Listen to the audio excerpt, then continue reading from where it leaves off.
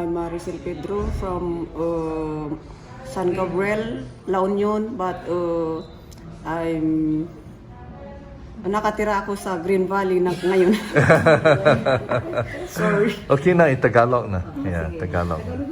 Tagalog na. Okay. Then, nang dahil po sa device na to, Okay. I took Aculife.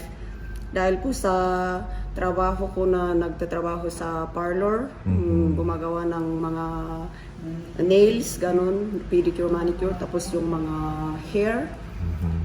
Siguro yun ang reason para mag-blur yung paningin ko. Your vision Tapos, blur.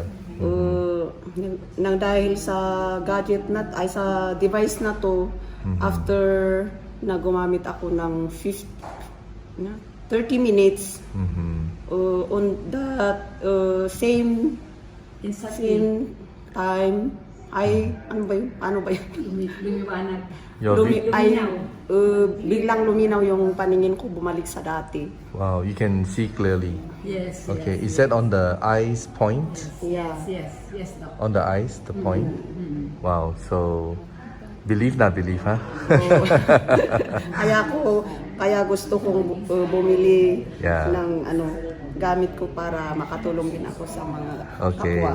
Yeah. Pilipino. So to translate, I think is that because the place you work, I think there are many chemicals, Yes. and it has affected your eyesight. Yes. And after using this device for how many minutes again?